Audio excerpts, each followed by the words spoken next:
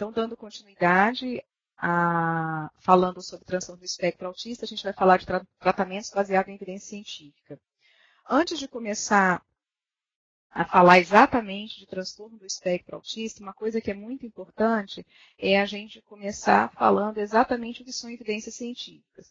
Nos últimos anos, a gente tem notado um interesse muito grande nas buscas pela internet, e isso também tem feito aumentar o diagnóstico de autismo, mas a gente tem procurado, a busca na internet por tratamentos ou por principalmente tratamentos, né? E acabam que os pais, muito desesperados, acabam procurando qualquer coisa. E nessa qualquer coisa, a gente precisa ter muito cuidado e sempre orientar o que realmente é importante. E nesse caso, o que a gente precisa? A gente precisa de aliar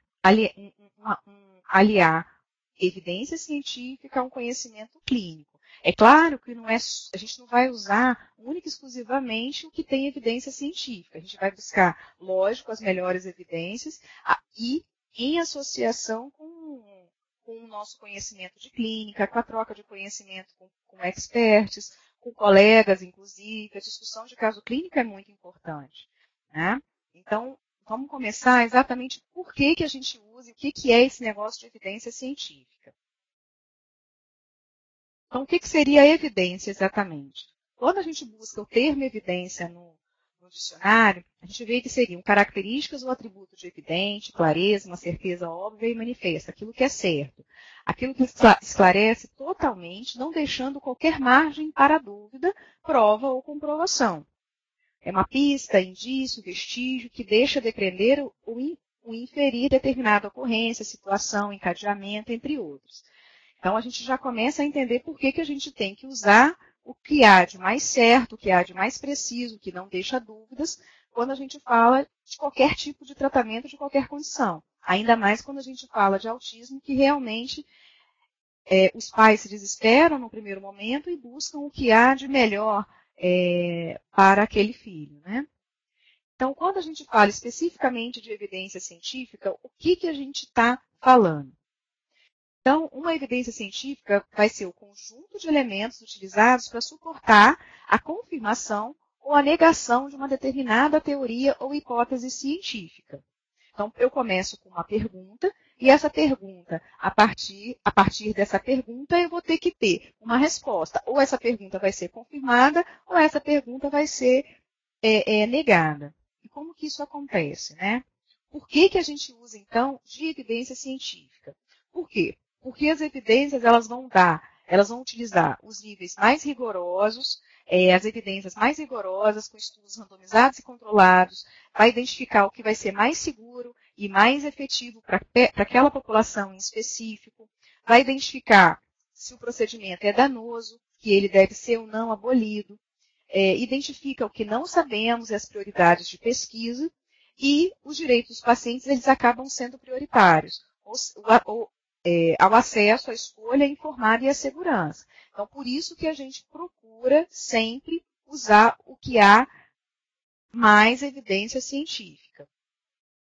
E isso não fica restrito, quando a gente fala evidência, tratamento baseado em evidência científica, a gente não especificou aqui tratamento medicamentoso. A gente está falando de tratamento para autismo baseado em evidência científica. E isso tem que ficar claro, porque foi aquilo que a gente já tinha falado nas duas primeiras aulas. Autismo tem sintomas nucleares que a gente dificilmente vai tratar com remédio, e a gente vai precisar de uma equipe multidisciplinar.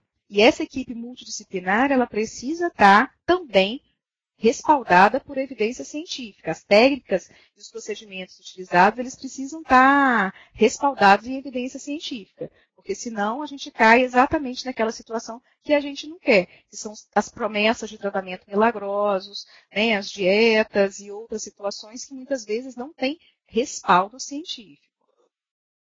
Só para a gente ter ideia, esse slide ficou ruim, mas quando a gente fez existe hoje em dia, existe o protocolo clínico de diretrizes e tratamentos para o comportamento agressivo no TEA, que é datado de 2016. A partir de que se pensou em risperidona? Começou-se a usar muito risperidona para autismo. Ok, essa é a pergunta. Risperidona funciona para autismo? Então, vamos testar. O que eles fizeram? Pegaram vários estudos, replicaram e foram buscar a quantidade de crianças, o que acontecia com essas crianças mais agressivas, com o comportamento mais agitado. É a partir disso que eles chegaram à conclusão de que podia, sim, padronizar a risperidona para o tratamento de autismo. Então, quando a gente fala de evidência científica, isso aqui a gente vai passar rápido, a gente tem os níveis de evidência, né? Nível 4, 3, 2 e 1, que é o que a gente espera. Então, quando a gente fala de que a minha conversa, por exemplo, com um colega é importante, claro que é. A minha experiência clínica, ela não pode ser jogada fora, mas isso tem mais valor do que um ensaio clínico randomizado? De forma alguma. Eu conversar com um amigo, eu ir num congresso e ter uma discussão de caso clínico e a gente trocar ideias, isso é muito importante. Mas isso está aqui embaixo, como nível 4 de evidência. No nível 3, começa a melhorar. Você tem o quê? Você tem estudos, tanto de coorte ou de caso controle, mais de um centro de referência, só que sem randomização. O nível 2 e o nível, principalmente o nível 1, a gente tem uma evidência obtida a partir de uma revisão sistemática de todos os ensaios clínicos relevantes. Então, são estudos que realmente podem ser ditos como válidos. Por quê? Porque eles usam as melhores evidências e a partir de revisão sistemática. Essa busca por esses ensaios não vão acontecer, por esses estudos, não vão acontecer simplesmente numa pesquisa do Google. Eu preciso entrar nas revistas indexadas, eu preciso entrar nos locais, por exemplo, a gente tem, mesmo gratuitamente, a gente tem acesso a Cochrane, que é um banco de dados de muita confiabilidade, de muita credibilidade. A gente tem o PubMed, que a gente pode entrar também, consegue alguns artigos de forma gratuita. É claro que a maioria desses artigos, com um nível muito bom de evidência, eles são pagos. Mas aí, em nível de pesquisa, a gente precisa, quando a gente está querendo falar em evidência científica e usar exatamente disso, a gente precisa desse tipo de investimento. Não tem como a gente fugir muito disso. Quando a gente fala de criança, e aí a nossa intenção é falar de criança, a gente tem algumas dificuldades que a gente encontra. A gente tem um menor financiamento em pesquisa para criança, a gente tem um risco menor quando ele é financiado pela indústria em relação às instituições acadêmicas. Aqui a gente nota o seguinte, isso aqui foi um estudo retrospectivo de corte transversal, que pegou ensaios clínicos randomizados pediátricos registrados nesse banco de dados, que também é bem bacana, que é o Clinical Trials.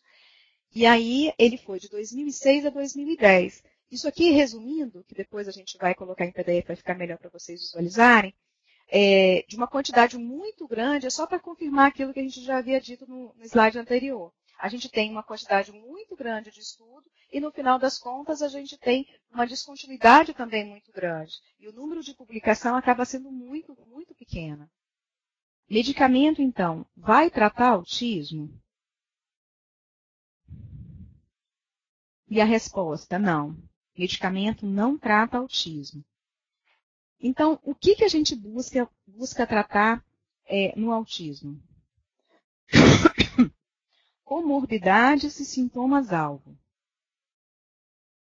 Quando a gente fala de autismo, a gente está falando de uma condição em que 70%, aproximadamente 70% dos pacientes vão ter também algum outro transtorno mental ou de comportamento, frequentemente não reconhecido. 40% vão preencher critério para pelo menos outros 2 transtornos mentais. E quais seriam esses? Ansiedade, transtorno de déficit de atenção e hiperatividade e o transtorno desafiador e opositor. Só para você ter ideia, a partir do DSM-5, houve a permissão de você ter as duas coisas associadas, TDAH associado ao transtorno do espectro autista. Então, o que seria? O TDAH é aquela criança que todo mundo sabe, ou está muito desatenta, ou é aquela criança que cria muita confusão, fazendo 1000 coisas ao mesmo tempo e, na verdade, não consegue concluir nada, tem uma energia realmente muito maior do que a média. Só que a gente precisa ter muita atenção a essa condição. Por quê? Para poder diferenciar a hiperatividade como sintoma de uma hiperatividade enquanto uma doença, enquanto um transtorno. Por quê?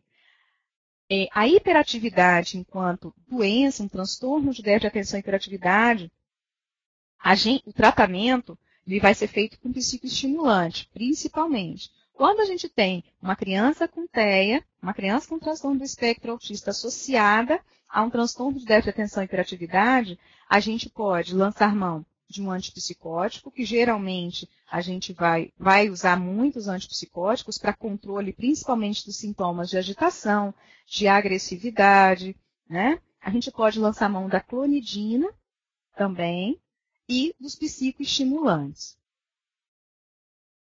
Então, a risperidona e o aripiprazol são os dois principais antipsicóticos utilizados, principalmente até a risperidona.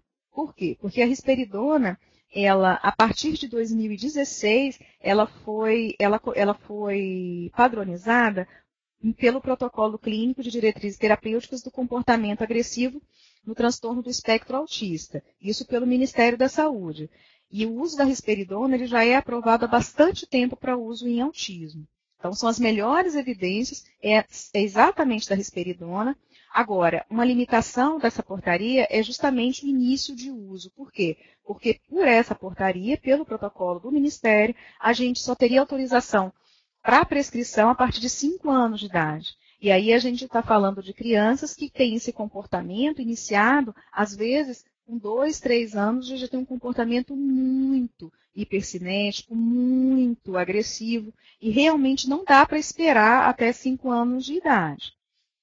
O aripiprazol, aqui no Brasil, ele não apresenta indicação em bula, a Anvisa não aprovou em bula ainda, não teve aprovação em bula para autismo, porém, tanto o FDA, que é a Anvisa, vamos dizer assim, né, americana, quanto o EMEA, que é o Instituto, a Anvisa, vamos dizer assim, da Europa, tem essa aprovação sim para transtorno do espectro autista e para outras condições também. Mas, infelizmente, a gente não tem essa aprovação no Brasil. E aí entra exatamente aquilo. Não tem aprovação em bula, é um uso off-label? É um uso off-label. Porém, a gente tem muitas e fortes evidências científicas que nos permitem fazer a utilização dessa medicação.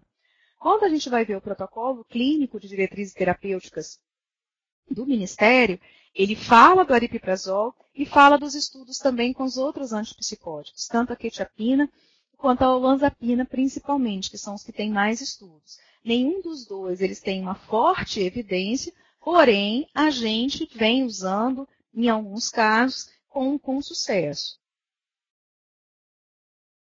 Então, quando a gente fala de tratamento, a clonidina, como a gente pode ver, tem poucos estudos, tá? A gente usa principalmente por conta da impulsividade, por conta da autoestimulação, só que o efeito acaba sendo muita sedação e até mesmo fadiga. É uma medicação que a gente lança a mão quando precisa, principalmente também no comportamento hipercinético, aquela criança que é muito agitada, que a gente precisa de uma medicação que dê um auxílio na sedação, que deixe ela um pouco mais tranquila, justamente para que seja possível a introdução de outras terapias. Por exemplo, a fonoaudiologia, a terapia cognitivo-comportamental, a terapia ocupacional com integração neurosensorial ou não, enfim.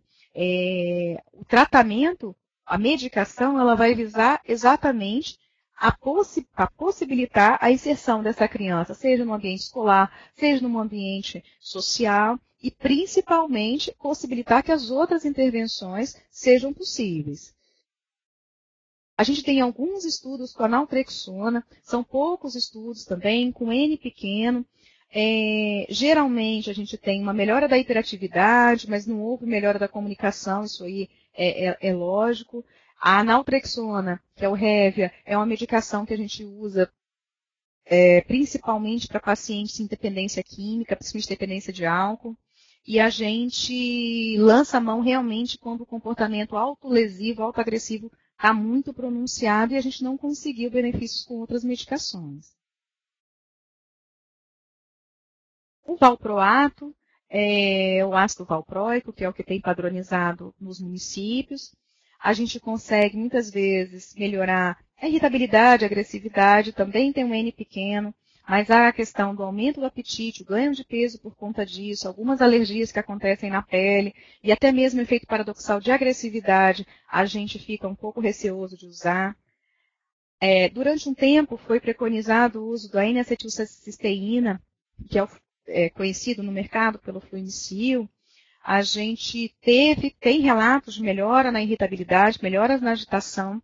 Não é para todo mundo, não é todas as crianças que conseguem esse efeito tão benéfico e tão sustentado. E quando a gente fala de desatenção, a gente tem que ter o mesmo cuidado. Por quê? Porque uma criança ela pode estar desatenta porque ela tem um TDAH primário, ou ela pode estar desatenta, no caso do TEA, porque simplesmente ela não tem interesse. Como a gente falou anteriormente, uma das coisas que vai caracterizar o transtorno do espectro autista é aquela questão do hiperfoco, ela gostar muito de uma determinada coisa e não conseguir gostar muito de outras coisas. Abrir esse leque de possibilidades, principalmente no ambiente escolar, não é algo fácil, tá? Então a gente precisa ter atenção para diferenciar desatenção sintoma de desatenção doença. Então, aqui algumas situações que ilustram uma criança que está ou com a cabeça cheia de coisas, que são os pensamentos ruminativos do transtorno obsessivo compulsivo. Uma criança que pode simplesmente estar ali paradinha, brincando de coisas super hiperfocada, brincando do mesmo jeito, aquele padrão bem repetitivo do autismo. E essa criança que parece estar sendo mais isolada socialmente. Então, quando a gente fala de tratamento de desatenção, do que a gente está falando? A gente está falando de um tratamento que vai ser medicamentoso e vai demandar também a psicoterapia. Tanto a desatenção quanto o comportamento hipercinético, né?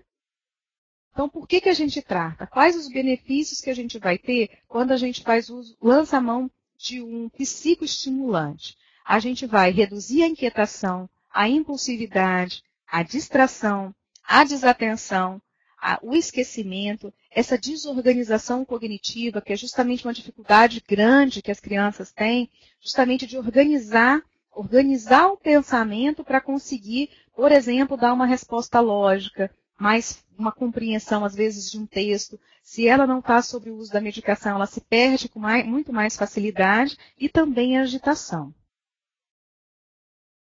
Então, aqui no Brasil, a gente tem duas possibilidades para o tratamento do TDAH, mesmo quando associado ao TEA. Então, a gente tem o metilfenidato, e as apresentações seriam a Ritalina, de 10 miligramas, que tem uma média de 10, Ritalina de 10 comprimidos, né, de liberação imediata, que a gente fala, porque ela começa a ação em torno de 30 minutos, mas em compensação tem uma duração média de 4 horas, variando de 2 a 4 horas. A Ritalina LA, que é uma medicação de liberação intermediária, ela tem apresentação de 10, 20, 30 e 40 miligramas, vai ter uma meia-vida de mais ou menos 8 horas, e, produzido por outro laboratório, a gente tem o Concerta, que tem as apresentações de 18, 36 e 54, com mais ou menos umas 12 horas de ação. A partir de 2011, houve o lançamento no Brasil da lisdexanfetamina, na apresentação de 30, 50 e 70 miligramas, que pede de 13 horas de ação. Uma coisa que a gente precisa deixar muito claro quando a gente fala dessas questões relacionadas a TDAH e transtorno do espectro autista é principalmente uma coisa. Independente de qualquer coisa, o uso de psicoestimulante não vai aumentar a inteligência de ninguém. E também a resposta ao psicoestimulante, ela não tem como ela ser muito boa, ela tende a ser muito pior, com aumento de agressividade, aumento de agitação e pouca resposta quando a gente tem uma criança, um adolescente com comprometimento cognitivo. Ou seja, o rebaixamento do coeficiente de inteligência. Uma criança que não tem uma idade, que teria uma idade cronológica diferente, né, da idade de comportamento. Uma criança com retardo mental. E geralmente, ainda é a maioria, a gente ainda tem os quadros de autismo, ainda são maioria a gente ter algum quadro de deficiência intelectiva, seja ela uma criança com um quadro limítrofe, ou seja, que a gente não consegue estar entre 80, 100 de coeficiência de inteligência, ou até mesmo uma criança abaixo de 70, que já seria o quadro de retardo mental. Então, muitas vezes os pais cobram, não, mas ele não está aprendendo na escola, não está aprendendo e não vai ser o uso do psicoestimulante que vai fazer com que ele aprenda. A gente vai precisar lançar mão de outras estratégias, não necessariamente a medicação psicoestimulante, que tantas outras crianças vão ter um benefício grande. Quando a gente fala de transtornos de ansiedade e transtorno do espectro autista, a gente vem com a mesma questão, né? Por quê? Porque as crianças podem simplesmente ser ansiosas, como os adultos também podem ser ansiosos e conseguir funcionar de uma forma normal, tranquila. Enquanto que uma criança também pode ter uma doença, um transtorno de ansiedade. E aí sim, o que vai caracterizar é exatamente o impacto negativo que aquele sintoma está tendo naquela criança, naquele indivíduo. Então, para que a gente faça o diagnóstico com mais precisão. Ah, mas meu filho, ele, tá vendo? Ele se machuca, ele come muita unha. Ah, meu filho fica em casa, ele não para de comer, ele está ansioso. A gente tem usado cada vez mais termos médicos para categorizar situações que são do dia a dia, que não obrigatoriamente são doenças. Isso é um problema muito sério. Porque a gente já tem chegado, as pessoas já têm chegado no consultório com os diagnósticos prontos. Ah, meu filho é ansioso, ele não para de comer, por isso que ele está gordinho. E muitas vezes, a grande parte dos comportamentos, dos quadros, por exemplo, de obesidade infantil, não são decorrentes de doenças genéticas que cursam com obesidade, ou doenças endócrinas que cursam com ganho de peso.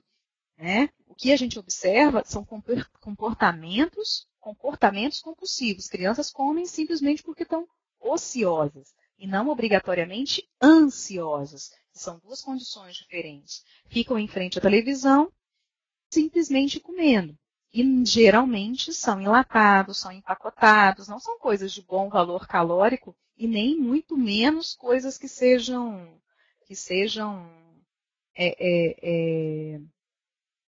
coisas de boa qualidade, né? Roer a unha é a mesma coisa. A gente observa que a criança, muitas vezes, ela está com um hábito ruim. Ou seja, ela gosta de ficar fazendo aquele comportamento, aquela mordendo o cantinho, tirando o cantinho, se auto-machucando. Mas não obrigatoriamente, não estou dizendo, isso aqui pode estar relacionado à ansiedade? Pode. Pode estar relacionado à ansiedade? Pode. O que eu estou querendo dizer é que isso não obrigatoriamente é uma doença. Isso pode ser um comportamento disfuncional apenas. Sintomas de ansiedade, eles se manifestam principalmente dessa maneira, que seria através da recusa escolar, da dificuldade de se separar de figuras de apego, como os próprios familiares, pai, mãe, avó. As queixas somáticas, que é exatamente a manifestação de sintomas físicos, né? A presença de sintomas físicos, como dores, dor de cabeça, dor abdominal, diarreia.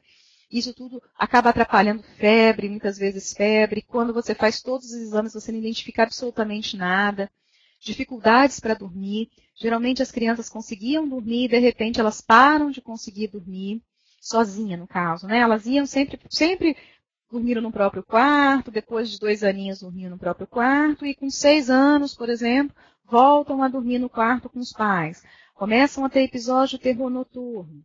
Então, pesadelos muito grandes, muito ruins. E aí, qual seria o tratamento? O tratamento, aí sim, dessa condição, também é o quê? Medicação, não tem jeito, associado à psicoterapia. E aí, os antidepressivos que a gente acaba lançando mão é o quê? São os tricíclicos, que são aquelas medicações mais antigas, tipo tofranil, imipramina, clomipramina, ou a nortriptilina.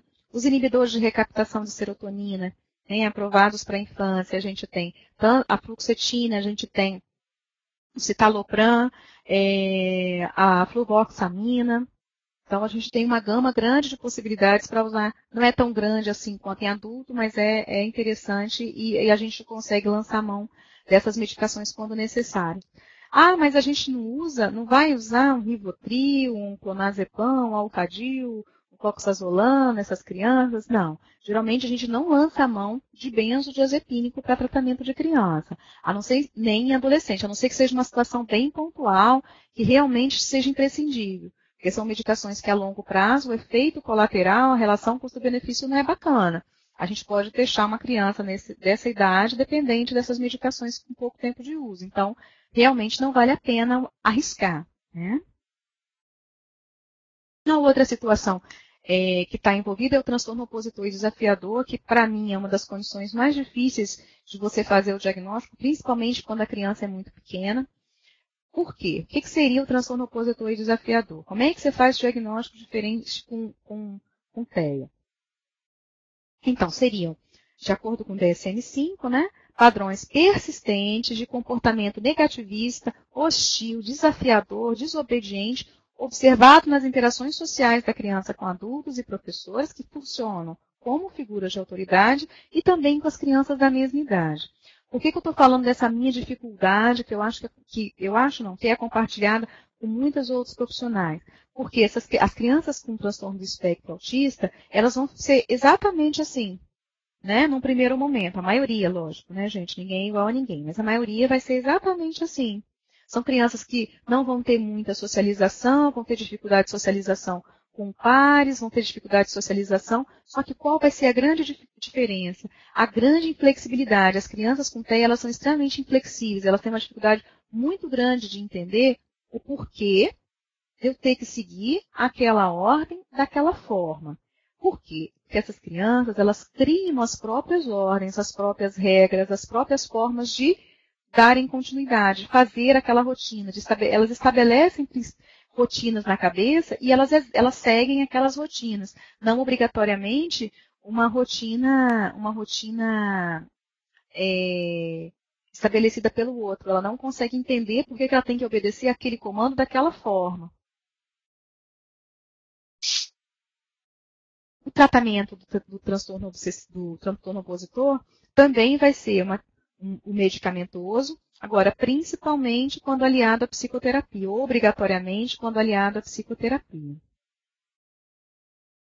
Então, o que a gente chama de sintomas-alvo no autismo? Né? Sintomas-alvo é exatamente aquelas condições que a gente precisa, num primeiro momento, o que acontece com aquela criança que ela não consegue ir para a escola? Por que ela não está inserida na escola? Por que ela não consegue se comunicar? O que está acontecendo que ela não se comunica?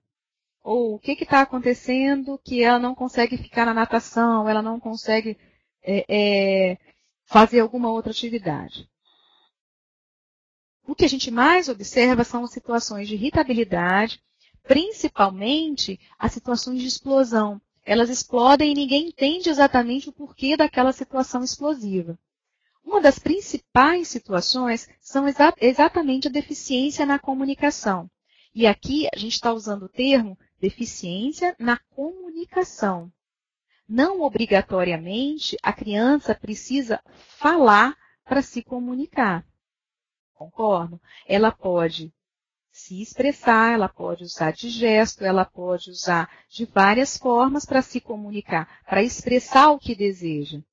E a gente tem que ter isso muito como central no autismo. Por quê? Porque os pais têm a expectativa de que a criança fale linguagem falada. E a gente precisa passar para os pais a mensagem de que eles precisam se comunicar. Porque a comunicação é mais importante do que não mais importante, desculpa. Mas a gente precisa passar para os pais a mensagem de que o importante é se comunicar, porque pelo menos aí 1/3 dessas crianças não vai conseguir falar. E se ela não vai conseguir falar, a gente precisa que ela se comunique, mesmo sem falar. Então, claro, uma criança que não fala e a gente não consegue entender o que ela fala, não há comunicação. Se não há comunicação, vai ter irritabilidade. Eu vou usar o meu corpo para expressar o que eu quero. E muitas vezes isso é através do quê? Da irritabilidade. Se a gente, quando não está entendendo alguma coisa, a gente já fica chateado, já fica bravo, imagina uma criança que não consegue mesmo estabelecer a comunicação com outra pessoa, né?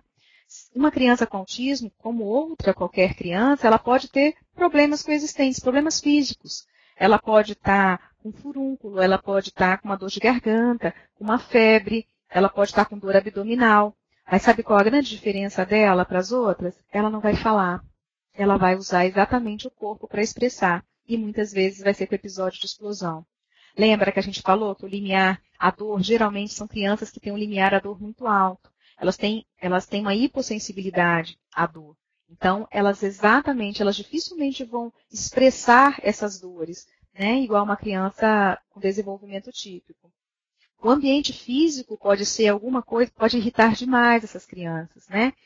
Tanto o ruído, tanto quanto a iluminação. Geralmente, lugares muito iluminados, com muitas cores, lugares com barulho, e esse barulho não obrigatoriamente é um barulho que a gente consiga... O barulho do ruminar. A gente, quando está no restaurante almoçando, a gente não percebe, mas a gente está fazendo um movimento e um barulho.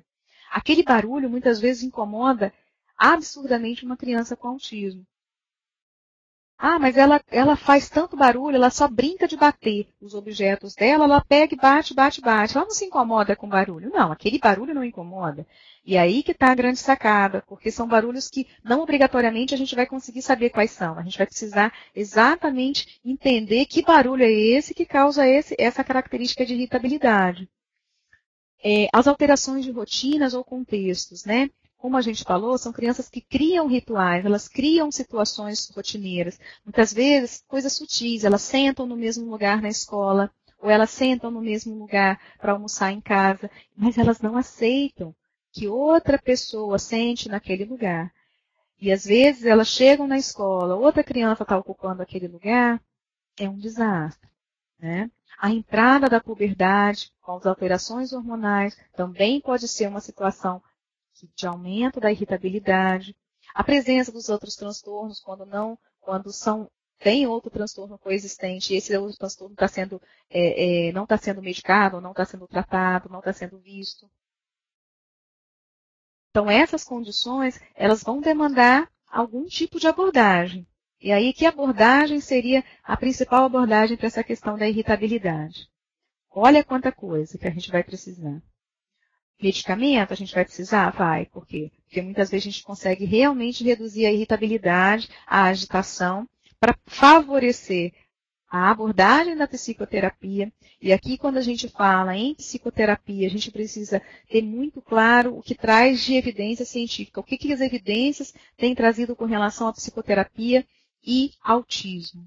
A gente está falando aqui de intervenção em aba.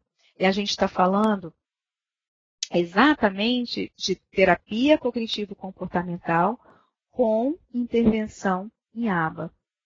Tá? Fonoaudiologia. O trabalho da fono, ela é fundamental. Para quê? Para fazer a criança falar? Pode ser. Ela pode ser fundamental para a criança falar, mas ela pode ser também fundamental para a criança se comunicar.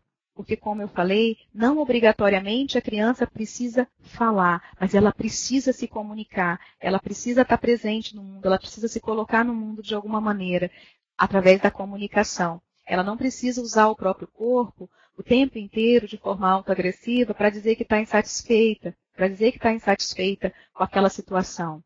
E aí, ela não precisa, muitas vezes, bater a cabeça na parede. Ela pode usar outro recurso, que pode ser, por exemplo, a utilização de trocas de figura.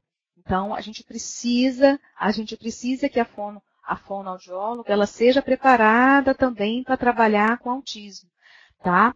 Existem muitas pessoas que estão tratando autistas, mas que não são habilitadas, não são tecnicamente habilitadas para fazer isso. A gente hoje tem também a possibilidade da aplicação do PECS, as 6 fases do PECS. É muito importante, se a criança não tem a possibilidade, naquele momento, de falar, ela pode usar esse recurso através do PECS e, em algum momento, usar a fala. Não são coisas impeditivas, não são coisas excludentes. É uma questão mesmo de momento.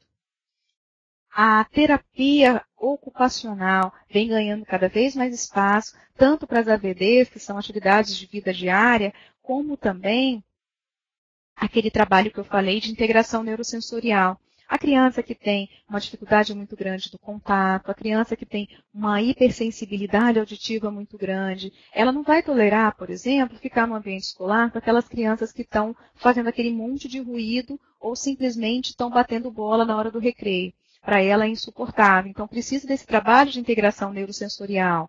As crianças que têm uma dificuldade, uma resistência muito grande a experimentar alguns alimentos, é muito complicado. Tá? A comunicação é aquilo que a gente estava falando, né? São crianças com o padrão de fala, geralmente, dessas crianças. Elas vão ter desde o atraso na fala, até mesmo a ausência da fala. Então, a gente precisa que essa criança se comunique.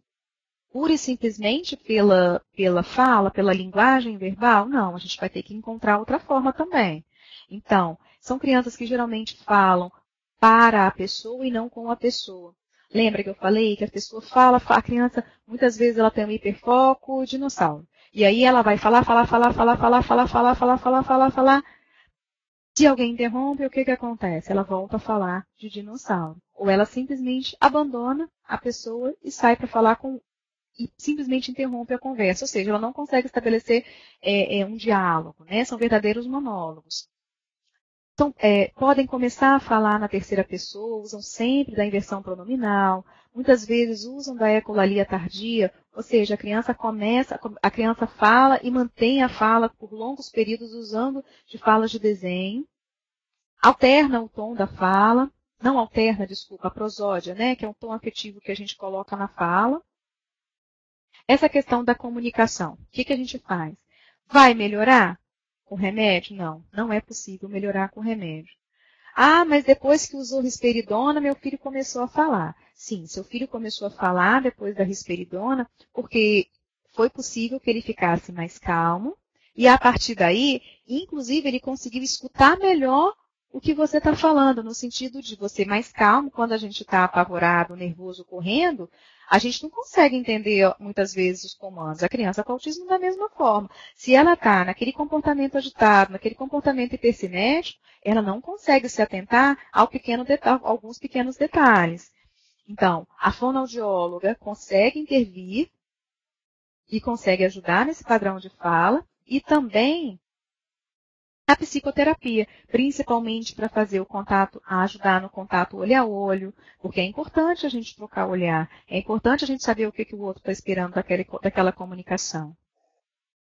E a interação social. A gente sabe que são crianças que têm, então, um contato visual quando presente, mesmo quando presente ele é deficitário, ou seja, ele dura poucos segundos, a criança tem muita dificuldade de manter o contato. Se a gente não mantém contato com o interlocutor, a gente não consegue definir exatamente o que ele está esperando, o que ele quer falar. Às vezes a gente usa de duplo sentido na hora de fazer uma expressão facial. E isso tudo vem com contato visual.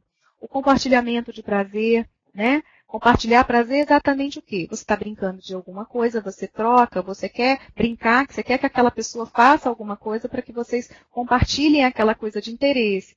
A reciprocidade social, que a gente tem falado bastante, que é um dos sinais, né? Que é justamente a dificuldade de estabelecer diálogos, de se colocar, de ter reciprocidade. Eu falo com você, você fala comigo, e assim a gente vai, de forma recíproca, se comunicando. A questão da alternância de papéis, como que isso é complicado. E o tratamento, mais uma vez, como que vai ser? Psicoterapia. Muitas vezes também com alguma outra coisa associada, né?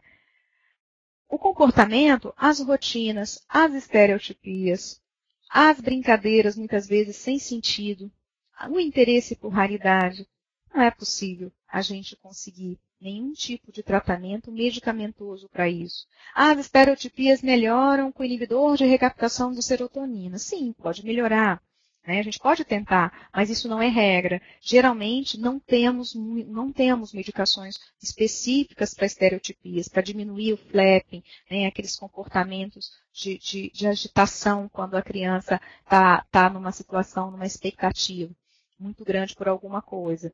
Mas a gente consegue, sim, uma resposta muito satisfatória com a psicoterapia. E essa psicoterapia, reforçando, seria uma psicoterapia cognitivo-comportamental com intervenção em aba, que é exatamente a próxima aula, né? As alterações de sono, elas aparecem, gente, tem estudos que trazem uma incidência de 44% a 86% das crianças com autismo. Ou seja, é muito grande, é muito grande. Quando a gente tem uma criança com alteração de sono e aquelas alterações de comportamento que a gente falou, uma criança muito agitada, uma criança hipercinética, agressiva, muitas vezes o uso, por exemplo, dos antipsicóticos já vai ajudar nisso aqui, já vai trazer uma melhora do padrão de sono. Mas quando a dificuldade é aquela criança que tem uma dificuldade muito grande para iniciar o sono, o que a gente vem tendo de resposta muito satisfatória é exatamente a melatonina, que infelizmente aqui no Brasil, a partir do ano passado somente que a gente está podendo manipular em farmácia de manipulação. Ainda há uma dúvida, a Anvisa ainda tem dúvida se seria um suplemento alimentar ou uma medicação, para saber o que faz com isso. Infelizmente a gente está nesse dilema ainda, a gente só consegue manipular. Mas pelo menos a gente já consegue manipular, né? Então já é um ganho, porque antes a gente precisava pedir para algum parente que estava nos Estados Unidos, na Argentina, porque você compra em balcão de farmácia, em qualquer lugar. E só aqui no Brasil que a gente não tem. Então, o que a gente chama de tratamento padrão ouro? O que a gente fala? Qual seria, então, o tratamento padrão ouro para o autismo?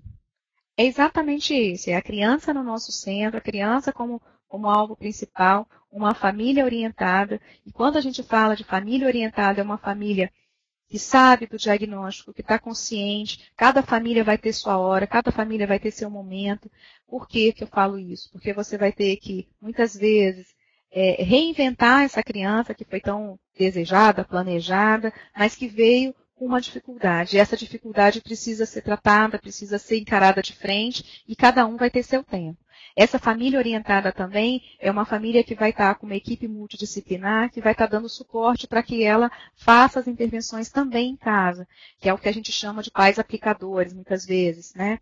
Porque a gente sabe que a gente não tem intervenção em aba, a gente não tem profissionais habilitados para tratar autismo em todos os lugares. Então, a gente tem lançado mão cada vez mais exatamente da possibilidade de usar os pais aplicadores, os aplicadores das abordagens, das intervenções em aba. Inclusive, no dia 1º de abril, foi lançado pelo Ministério da Saúde uma parceria, que a gente vai ver como é que vai funcionar. Eu estou com muita esperança, uma expectativa muito positiva em relação a isso, que é uma associação, que é a Autism Speaks, em associação com o Ministério da Saúde, e junto com a Unifesp, que é a Universidade de São Paulo, e a Mackenzie. Então, eles estão querendo não, né? A proposta é treinar pelo menos 1.000 famílias, a partir dessas 1.000 famílias, criar um efeito pirâmide de cada vez mais famílias orientadas. Vamos ver como que vai ser isso aí, e a expectativa realmente é muito grande. Essa equipe multidisciplinar, como eu falei, é uma equipe multidisciplinar que precisa conversar, não adianta cada um no seu canto, trabalhando de forma isolada. A escola, né, essa escola que precisa ser uma escola inclusiva, que precisa aceitar essas crianças com as dificuldades e fazer as adaptações que ela vai precisar para que essa criança possa estar de fato no mundo, que é o que a gente mais deseja, né? Uma criança que realmente possa estar vinculada a esse mundo da forma como é possível para ela. E aqui, esse slide é da doutora Francine, neuropediatra, e ilustra exatamente o que a gente pensa, né? A família, em associação com a equipe multidisciplinar, sendo composta pelo psiquiatra, pelo neuropediatra, pela equipe multi, e uma família orientada através da análise aplicada ao comportamento, que é o ABA. Eu gostaria de agradecer mais uma vez ao Telesaúde essa possibilidade de estar aqui e deixar o convite para que vocês sigam a gente, para que a gente possa, e também sugerir mais algum assunto que a gente possa contribuir. A gente está sempre à disposição. Muito obrigada.